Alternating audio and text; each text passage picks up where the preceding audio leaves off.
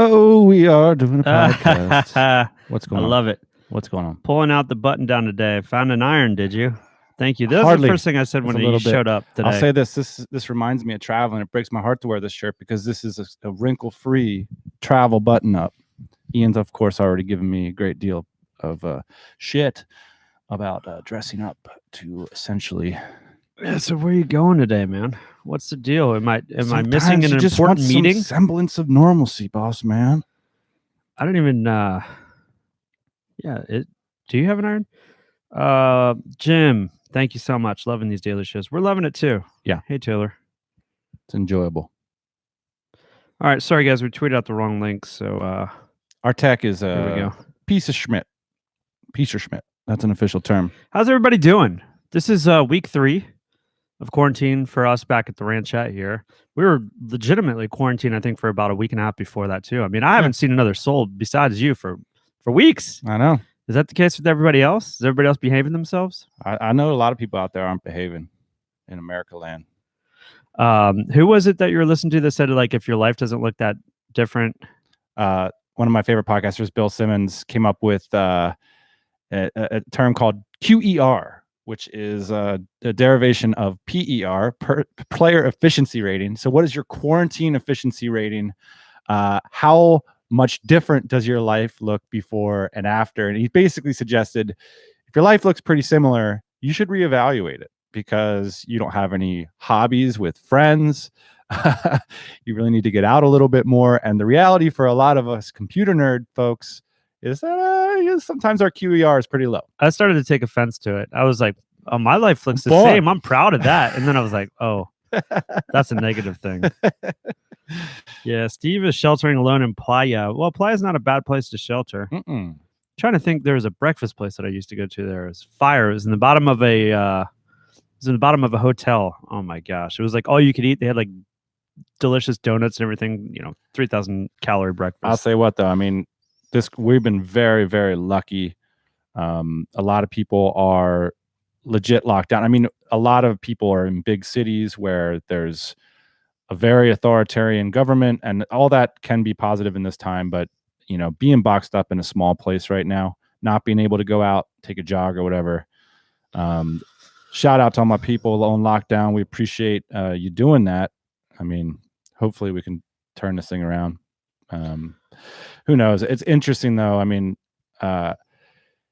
until there's a vaccine or some kind of therapy for this, it's really hard to imagine like any kind of normalcy. So we'll do a couple episodes this week exploring some of that and what the business implications might be. Today, our topic is simple: why most work from home and remote jobs aren't all that good. You ready for us to get started? This episode is simply inspired. We're going to call this like the writer's room. We're working on a piece to put out to the world. All of a sudden, entrepreneurs, business owners are thrust into this remote work world. Holy shit, I have a remote business. How my people work from home. I don't need half my people. What's going on? Like, there's a lot of that going on. Like, I love not paying rent. Woo! And so now we got a bunch of traffic coming to our website, dynamitejobs.co. Check it out. Ian and I aren't on that website. The nominal owner of Dynamite Jobs is Dino the alpaca. Mm-hmm. Yeah, that's our mascot. And I swear, Alex runs Dynamite Jobs along with Lena. If you email Dynamite Jobs, you're going to talk to Alex and Lena. And my thing about them is like they're dressing up as alpacas someday. That's going to be their payback for this whole alpaca thing. Totally. We're going to go to a conference. And Alex, you're going to dress up as an alpaca. I had to look up what an alpaca was. When it first showed up, I was like, what? Oh. All right. So what we're seeing is a lot of jobs come through that are not that great and that aren't calibrated for this whole bootstrap location independent world. And so we want to give a shout out to our entrepreneurs on the other side of the fence coming over to this remote world about how you can improve your jobs. And this also applies to y'all in the remote space. Not everyone is great at this stuff, and there's a lot of upside to being great. There is, and there's going to be a lot more competition in the future too. So big time. You got to figure out, if you are already remote, you're going to be competing with a lot more people that are becoming remote. Here's the thing: even if you are downsizing your spending and your headcount. I know a lot of entrepreneurs right now are formulating new sorts of jobs because they want to hire, but maybe they want to hire contractors, they want to hire part-time, they want to refocus their resources. And so at least from owning the job site right now, what we're seeing is an enormous spike in candidates, huge, and not enough jobs. So in other words, it's a great time to be on the buy side. It's a great time to formulate a new job. Here are 5 ways we are seeing people F this whole thing up, and how you can get better at it. So the first one is that you assume people want to work for you, and you haven't done a good job of representing your company and or place to work. I mean, everybody thinks where they work is the greatest place, you know, or if they're producing jobs like business owner, why wouldn't you want to come work for me? I'm the smartest person that's ever roamed the earth, and this is the best opportunity there ever is. And we got free this and free that. Well, okay.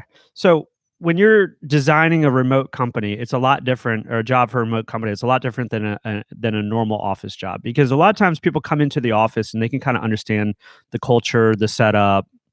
It's like kind of embedded in the actual location in a lot of ways, right? So you go, you're like, wow, this office is amazing, and the manager says, well, yeah, you can have the window that doesn't face the car park, you know, and you're like, oh, this is just getting better, right? Yeah. But none of these perks exist with these remote jobs. Like there's no embedded culture in an office because there isn't an office. So you have to kind of create it. You have to show people what it's actually going to be like. I'll say this: geography creates scarcity, even that. So if you're an entrepreneur who runs a marketing agency in Houston, Texas, so you like publish marketing mid-level, Houston, Texas, this sorts of clients, these sorts of responsibilities, it's like the basic job ad that you're used to publishing. Because there's scarcity in that geographic region, it's kind of like, I got a job, marketing mid-level, apply, you know, and it's like you're in the power position. You have to flip the whole thing upside down if you're running that remote company, because I mean, now all of a sudden there's none of that like geographic scarcity. There's none of this idea of like what a marketing role in Houston even means. Yep. And you have to create that and build that from scratch.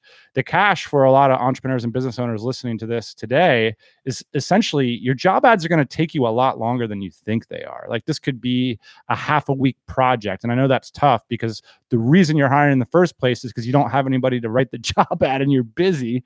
But the upside is so enormous that part of our job at Dynamite Jobs is basically convincing people to spend that time, number one, and number two, just trying to make it easier for people, whether that's just getting on the phone with y'all, having a simple sort of form to fill out to make this easier. But that's the thing, is you have to build your culture from scratch. You have to sell yourself like a long form sales letter. And you just don't have to do that with geographic restricted jobs. No, because a lot of times, again, I think that the culture is like built into the location. You don't have to sell anything. You just show up, and there's certain identifiers that people have, right? Like, oh, this is a beautiful building that must be making a lot of money. Or, oh, all these people are stuffed in a box. You know, there's 20 of them in a 10 by 10 room. You know, maybe they're not making any money. As an example, the last job that you got, I know because I wrote the job description. And the job description was simply this. It was like industrial. It wasn't industrial. It was like product designer in San Diego. At the time, there was like 1 or 2 jobs that were product design in San Diego, which is like there's a couple million people that live in the greater San Diego area. And there was 2 product jobs. And so as a job writer, I was lazy. I wrote 2 paragraphs. I wrote responsibilities, and I said, yeah, like I'm in a power position here. I'm offering this super rare thing. Well, your jobs aren't rare anymore because you're basically competing with everybody all the time. One of the notes that we got, and Lena Knox helped us out with this list because this is stuff that they're seeing every day. Shout out, Lena. Lena says, if you're receiving generic applications over and over again, it's probably because you have a generic listing. Meaning, like, if people aren't exciting you, you're just like flipping through resumes, and we've all been in this situation. Go back and look at what you sent out, monkey see, not monkey what do. They're sending you. Yeah, totally. I love that. A great point. Number 2, reason why maybe your job isn't all that good is it's not 100% remote. People want to hang on. This is a bit of a legacy from like, basically it's like, oh, the dish isn't that good, so I'll put a little salt or sugar on it. And that salt or sugar was like work from home. And what that meant is basically like 1 or 2 days a week. Mm-hmm. And so there is this sort of transition period where people are very uncomfortable still to say, look, this is a remote position. And by the way, this list is based on things that we're like turning down. Like if people present us with jobs that aren't 100% remote, 9 times out of 10 we're turning it down, but there are some exceptions there. And what we're getting is people say like these are submissions that we're getting at Dynamite Jobs that go, remote job must be based in Austin. And let's talk about this for a minute, because I think something might change here in the future. You know, there are these cities that are relevant to our businesses. Like for us, it's Austin. We throw an event here. I live here full time. And then there's other cities too, like Bangkok. We throw an event there, right? So there's all these different companies that are going to be, I think, attracted to different cities for one reason or another. Like maybe the majority of their employees live there. Like they have some kind of call center in Manila or something like that, right? Okay. So point of gravity. I think that these points of gravity will become more clear for these remote companies, and it might be the case in the future that you could have 100% remote job, but there will be some minor requirements like show up for a week or two of the year. You could have that. There's going to be a lot of hybrid. There's going to be work from home, which is like, there's so far we haven't seen a lot of like cool companies. So our kind of thing at Dynamite Jobs, we post cool jobs, and cool is like this moving bar all the time. But like, I'll tell you a few of the debates. Like one is, we haven't quite seen a bunch of cool companies that are like, you got to live in Austin, but you can work from home. Like that's not a cool company thing to do.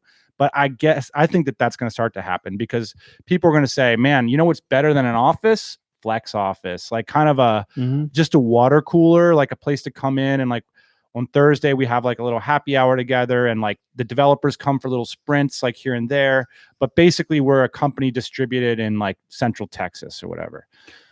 The other thing that we debate about, Lena and I had this debate one time, is it's my perspective that companies, if they demand you're in a certain time zone, that might even be a better company to work for in some cases than the company that says, I don't care where you live.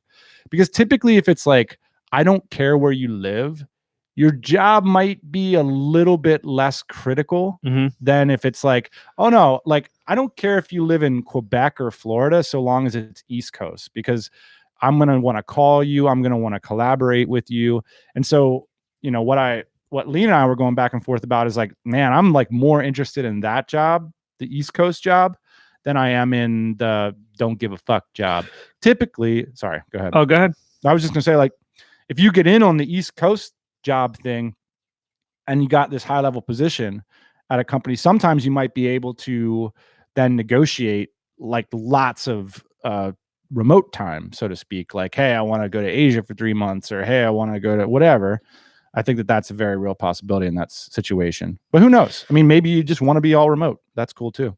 One of the things that's happened with our team, and I think this probably happens with other remote teams too, is like you might not be explicit about like you need to live in this time zone or this location, but people that become important start to gravitate towards the same time zone, which I find to be interesting. Like everybody on our team, 90% of our team right now has like migrated towards like North American time zone. Let me add a tag or a caveat to that, because this is something I never really considered before, but are they a synchronous or an asynchronous employee? What is their, because you can be like super valuable and async. And an example of that might be someone who produces video regularly for you. So if you have a process for how you edit down your video, then that person doesn't need to collaborate with you. That person can execute a very high level process completely async. The same deal with like a very high level writer. So I think that that's a cool thing to consider going forward, is that there's not only like time zone requirements, but there's async and non-sync. So like, you know, for me, I consider this is one of my disagreements with the younger generation. Text messaging is an asynchronous communication, people. That means like you're allowed to get back or not whenever you want, right? Whereas phone calls, it's like you accept the phone call and that's a synchronous communication. Well, I think we haven't talked about a bunch about like personalities and like social desires in these situations, because I think it's like very clear, especially in America, like people get a lot of social capital from meeting each other in person Oh, in the yeah. office. Like people, like those are their friends, those are their homies. They hang out with them, and they're like, "Oh, I can never imagine working remote. Like, what would happen to my social network? Well, you might actually have to go out to the bar and meet some new people or whatever it means, right? But I think there's a lot of value for people meeting and socializing in the office. And so we talk about this asynchronous thing.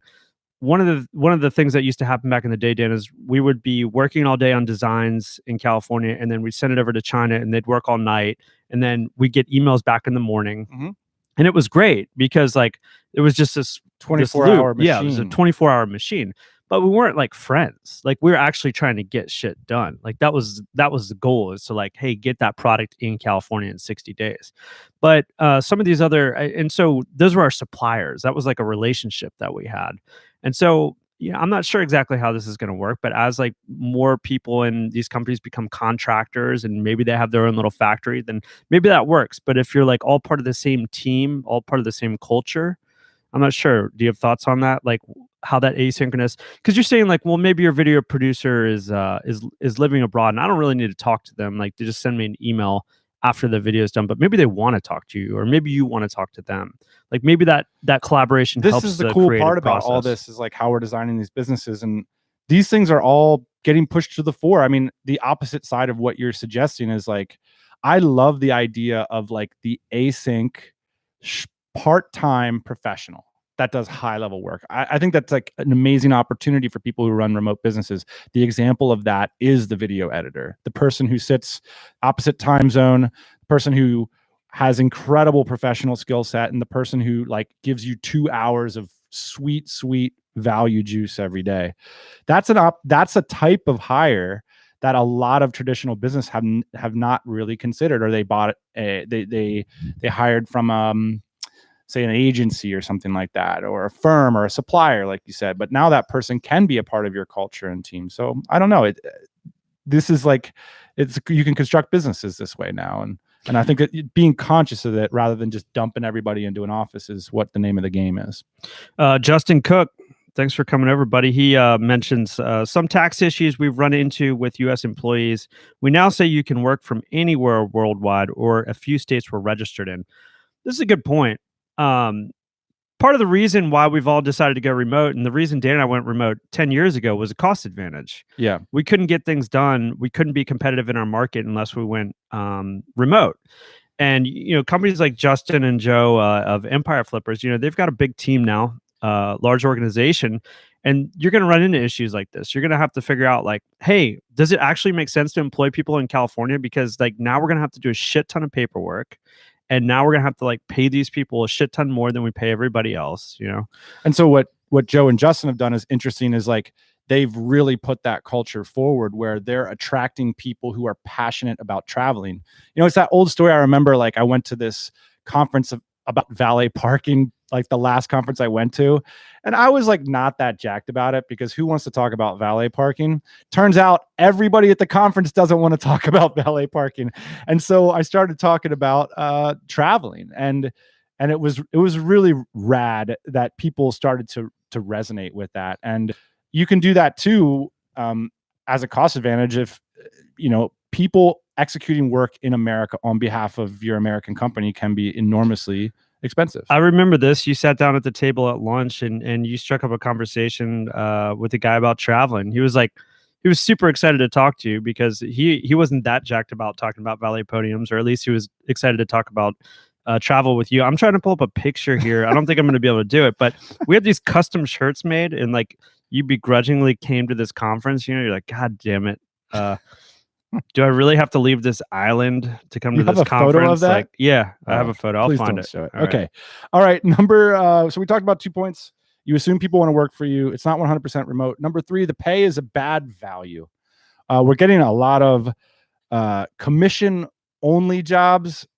Really, this is like the cheapest entrepreneurial move of all time. It's like you're at the dregs of your brainstorming in a business when you're like, what? I bet a salesman could pay for themselves if they just sold enough of my stuff, and then I just keep all the profit. Just keep it. Yeah, like commission only. A lot of free apprenticeships and internships. Look, this kind of stuff might work if you work in a glamour industry. It might work if you're a local shyster taking advantage of like people in your local geography. And I guess on the web, it does work too. And it traditionally, if you look at like work from home jobs on the web, a lot of them are unpaid, some kind of schema to bring in free labor into your business. We do not accept any of this garbage on our website. And I don't think you should accept that in your business either. There's a lot of ways that you can affordably get amazing talent. And this stuff, we're not wasting our time on it. I don't know how much we need to go into this, but this is one of the biggest things. Maybe we should talk a little bit more about calibrating the actual salary to make it a good deal. Sure. And the reason this still works, is because it's predatory. People have figured out, they have tapped into what people really desire or want, and they're offering that opportunity. But it's uneven. So it's like, hey, this 15 years ago, this would have worked. Like work from Thailand, right? Like, come, I'll train you for free. It's like you had this dream that you wanted to live in Thailand and work abroad or whatever. Now there's paid jobs in Thailand, so there's no reason that you have to go and work there for free. Yeah, but it's predatory. So yeah, let's talk about that. How do you decide to pay? Well, I would just say this, like we're talking about value here, and we're reevaluating everything. And I think one of the biggest opportunities in the remote space is offering people back their shower time. In our organization, there's two different kinds of jobs. There's shower jobs and there's non-shower jobs. Did I got your attention? I know what that means. You're gonna have to explain to other people. All right. So we don't even think in terms of full-time and part-time really anymore. We think in terms of showers and non-showers. Now, I think it's obvious that Ian and I are both non-showers. But a shower job is a job where we expect that person's full creative energy. That if they have an idea about something that could improve a business, that they would come back and sandbox it in the organization. Now, we realize that's a big ask. That's a full-time job. Typically, we're going to pay more for that kind of work, and that they have the opportunity to participate in the upside of the business. A non-shower job is when you take a specific nugget of creativity, insight, or labor that you want from a person, and you say, I'm just going to purchase that. You're already good at that. You already have that free resource. I'm going to like a sniper, just take those 3 hours a day. It could even be 8 hours a day, depending on what that job is. But you're thinking in different terms for the non-shower jobs. And I think these non-shower jobs are like an amazing opportunity to find people that it opens up their shower time. Like a lot of people say they want to be a writer. They love to write novels. And you could fund that person's literary career by saying, okay, great, I want 2 hours a day for you to edit this stuff. And that's the kind of thing that I think you can create. You can save a lot of money and create great value without without doing these kind of scammy whammy things. The reason this is such a big opportunity is because people don't think it exists. So you can have that vision of like, I guarantee you, if right now what you want to do is create more YouTube videos or blog posts, there's a lot of aspiring writers out there who aren't making any money that are very, very talented. They're not going to dream that you exist. You have to dream that they exist as the entrepreneur. And I feel like that we've done a lot of that in our lives. Thinking way back to the reason this is called Tropical MBA is I dreamed up an internship that, man, I bet people would be willing to work part-time for this salary to come travel the world. Something that Joe and Justin have realized, that people have this incredible desire to travel. Now, I didn't take advantage of that. I found a square deal that worked to leverage that desire. That wasn't this lazy, either I'm going to be predatory on the one hand, or I'm just going to wait until I can carve out a full-time salary on the other hand. It's really hard to find full-time positions in your company. It is. Next point, because I think this segues in really well. Responsibilities are unclear in your job position. Again, these are real things that the team at Dynamite Jobs is seeing. Tons of like lazy responsibility stuff. And I think you made a good point about this when we were talking before the show, which is a lot of times the responsibilities get sorted out at the water cooler. They like get sorted out at the office, at the physical office. So it's like, show up, you're like, yeah, this person interviewed really well. They seem like they're going to get along with everybody. And then you're kind of sitting around, you're like, so what is it that I'm going to be doing around here? Or what's going on? What do you need me to do? I think that's very typical. Whereas, and people are writing job posts like that would be the case. So it's like, oh man, our team's great. You're going to be awesome. Like, do some customer service, answer some sales emails, stuff like this. And then you show up and you're like, huh? And the reason people aren't being specific, again, is because this used to get done in person. So how do you write a specific and job also, post like, when you drop it, like, product designer in San Diego, like, here's what our water cooler looks like. By the time you get down to the traditional responsibilities bullet points, you've already done all the hard work. And so now, here's what Lena wrote to us: hard workers, detail oriented, you must be a team player. Who at this point is disqualifying? You know what? I am not detail oriented. So I'm not going to, at this point, it's worth you being detail oriented as the entrepreneur and actually saying specifically, like, something, for example, in our company, there are certain team members that their responsibility is to reply to every customer email with a certain tone in a certain time frame.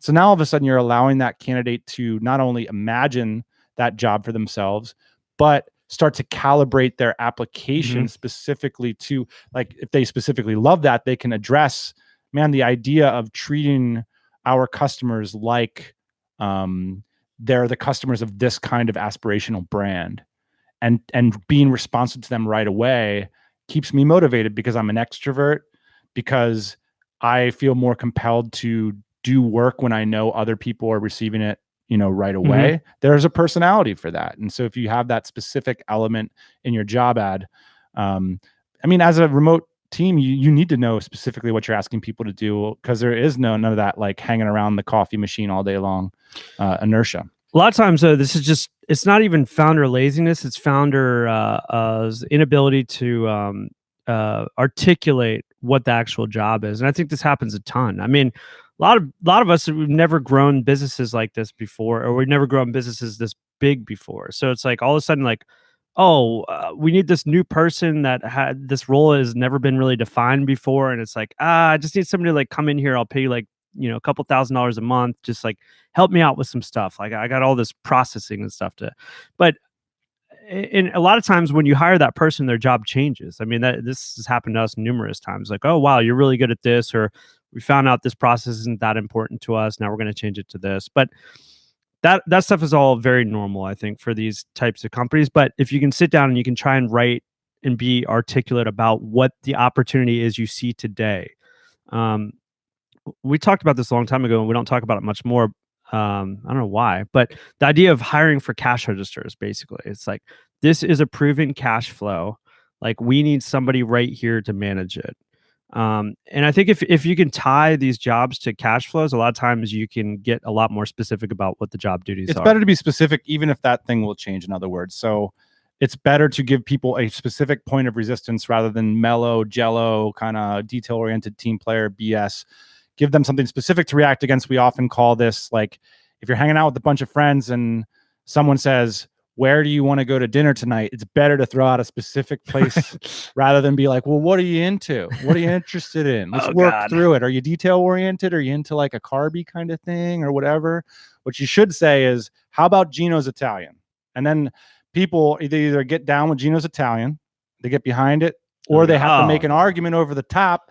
Look, we should go to Patrizzi's in Austin. We should go to sushi, whatever. Oh, I thought we were sticking with Italian. Geez, now we're on to sushi. Well, you certainly have to make a harder argument if you want to take a hard right turn into sushi. We were just talking about carbon up, man. All right. So, final point. Scam jobs. Scam jobs. Everywhere in the work from home, environment. Why is that? Again, I think this is predatory. I think this is it's predatory practice. So what we mean is when companies ask you to pay for interviews, certificates, or simply applying for a job. I'm seeing less and less of this, but I guess the team is still seeing some of this happen. But it seems, I mean, it's like on Craigslist, you sell a car, right? And then they're like, hey, can you please fill out the VIN over at this site? And it's like, clear, you have to, like, pay for the VIN report to see if there's an accident or stuff. But all right, you see it one time and then you're like, these guys aren't that bright. So I don't know who, like, falls deep into this rabbit hole. Actually, you have a story of falling deep into this rabbit hole. I have. For, like, a commission only job. I mean, yeah, I mean, So it's amazing how many unscrupulous assholes are out there. Well, okay, just tell the story real quick. I mean, I think the punchline of the story is you were freaking desperate, right? Yeah. Okay. And I mean, I think this is a reason people pay for all kinds of things. I mean, you said earlier, oh, like everybody wants to like go live in Thailand and everybody wants to like have that thing going on. Well, certainly could teach you how to do that for $1,500. Mhm. Is that predatory? Does it depend on how good what I say after that is? Does it depend on how you feel about it after? I mean, you know, I think at the end of the day, we're entrepreneurs here.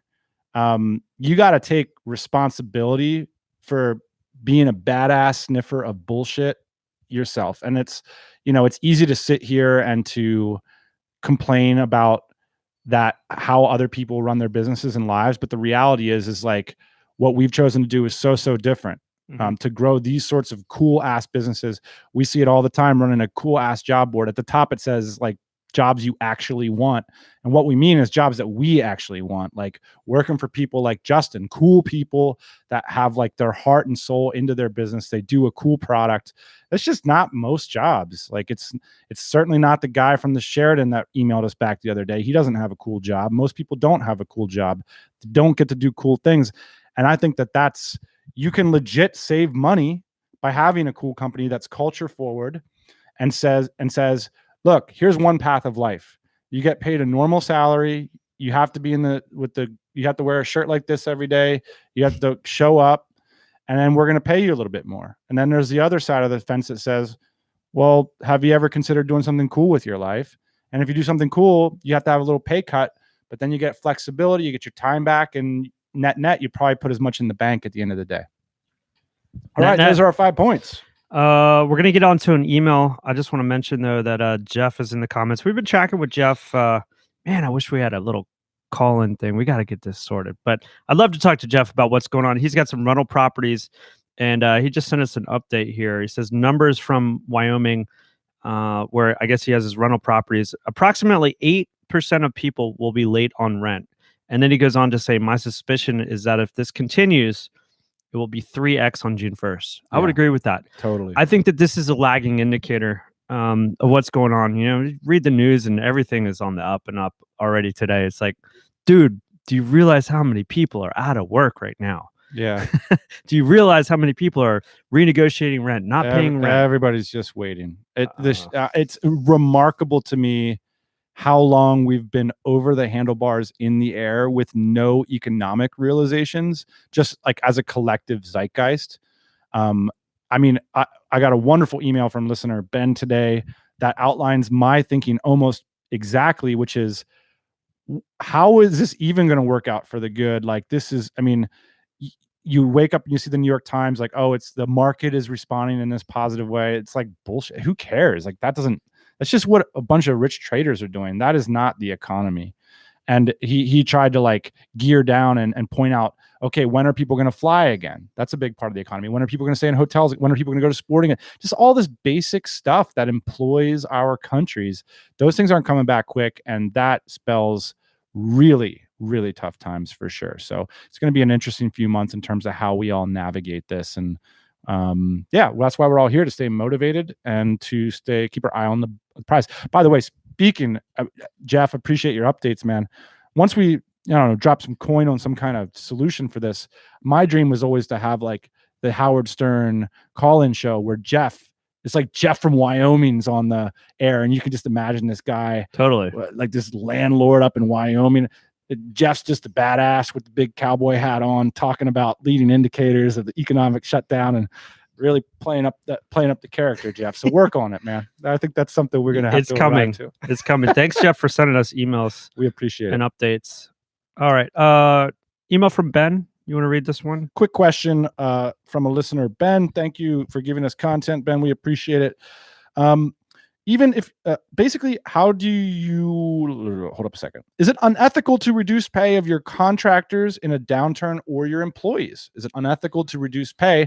And specifically, Ben brings up, what if your business isn't yet suffering? So basically getting ahead of the curve. My business has seen significant upticks, but I'm not sure how long it'll last. I basically furloughed the weaker members of the team. I gave them a window to find another position and take a wait and see approach. Some of them are really begging for work right now. Frankly, I would rather not hire them back, but it feels unethical to say, okay, you can come back, but I can only pay you half as much. At this point, I'm looking for higher quality people for the same money or less than I was paying the furloughed lot. I just don't want to end up mirroring the big corporations that I detest. Curious as to what you guys think about this. That's interesting. Okay, so basically saying like, I have some people that are pretty good, not that great. I've got some other people waiting here that are better and they're willing to take less. I don't think that you need to wait for a pandemic to have an honest conversation about what people are doing with their lives. And what big corporations do is that they shit out jobs, and then the whole thing is like, when the worst thing happens in your career, you don't get sent to the people that you work with. You get sent to like somebody in another part of the building who's like HR, who treats you like a commodity. What you can do as a small business owner is you can call somebody into your office and you can say, you're not delivering enough value for what I'm paying you. And I'm the only, and the only other person who can make this decision, it would be a great employee, and you don't see this. And that's the reason I'm here. I see it. I'm letting you know the reality. And that's what we dealing with around here is reality. So let me maybe distill that just down to the bottom level here, which is basically in these small businesses, a lot of us are having conversations, high level conversations with our contractors and our employees about the way that the business runs and operates, sometimes even profitability and revenues and things like that. So in these small companies, and I definitely advocate for this, everybody is a part of the conversation of how the company is doing, the health, what our numbers are, things like that. So it would make sense that come time to furlough or to lay people off or to figure out what's next, that would be a part of the conversation as with in the company, right? So I think this totally depends on the way that Ben set up his company, right? Are you intimate with your people? Do you have conversations about how the company's doing and the reality of what's going on, like you said, or are you separate? So maybe you are like a little mini corporation where like everything is very separate, everything is very boxed off from each other, so nobody really knows what anybody's doing. And I think the way that I want to run a company personally, Dan, is I want everything to kind of, be in a big pot and everybody's stirring it together. And so it would make sense that you would let people in on what's going on. And I don't think it's unfair if the company is not doing well for everybody to take a 20% pay cut, including myself, and that's part of the conversation too. And I mean, if you're not going to take a 20% pay cut and you're the owner, you should be able to justify that to everybody. So I think it depends on how you set up your company. I would definitely advocate though for the big pot with the wooden ladle in it. Yeah, I think it's totally possible. We talked about the hard part about all this, Ben, is that a lot of us we have to have a vision of one. Other people aren't going to be able to corroborate rather, how to do this stuff specifically in your situation. And I think that's part of the reason we rely on this community so much, is to call each other up and to do stuff like this and to try to figure out like, man, am I the only one who's thinking this way? Like, out in the business world, the idea of like downgrading someone's salary by 25% is almost unheard of. Well, that doesn't mean that can't be a vision of yours that you can get everyone on board with and say, look, here are our options, people. Like, I think this work is still valuable. I think things are going to get back to normal in a year. Are you willing to downshift in order to survive? And so anyway, I don't think you need to wait for a pandemic to run a smart business and to run an efficient team. Agree. Start those conversations as soon as possible. I think people really, really appreciate not being a fool. That's what happens a lot of times when you protect people from what you think about them. It's like, oh, Dan always has food in his beard, but he's a little sloppy, so we just let him walk around. We don't mention it to him, And like, is that really respecting your staff or your friends if you let them fuck beard food all the time? You don't want to let people that, I think a sign of respect is a sign of letting them know what your reality is and trying to come to a solution together. That's good. All right. So I want to give a huge shout out to Lena over at dynamitejobs.co. She is absolutely crack-a-lackin' over there. This episode was based on the things that she's seen from entrepreneurs, and we're seeing tons of people come and discover this brand we've been working on since 2017. It's been really cool to run Dynamite Jobs in this environment just to see what the trends are. And certainly the interest in work from home and the candidates, we're getting lots more email subscribers, lots more people signing up for our candidate database, which is basically like a resume on file. And a lot of this information is coming from all that. I mean, basically what we're seeing is a ton of interest from candidates and a lot of companies putting hiring on ice right now. And a lot of companies sort of like clumsily figuring out that they can get remote people and sort of mucking it up the first few times, which is understandable. And that's the inspiration. So thanks, Lena, for working so hard on Dynamite Jobs and for helping out so many Dynamite Circle members. We've almost worked with 300 Dynamite Circle members in terms of building their teams. Yeah. And we're looking to get that to the whole membership. So it's just one by one, making placements. That's it. Let's take a look at the live stream. Is there any shouts outs? My email is dan@tropicalmba.com. His is ian@tropicalmba.com. I think it's safe to say we're both a little bit overloaded with emails, but we read everyone and we're using them to generate ideas and content and feedback and everything. I can't get back to everyone within the first week, but it's been great. Yeah. So thanks, guys. Appreciate you showing up. That's it. See you the same bad time. All right. We'll be back tomorrow. Cheers. Come and join us.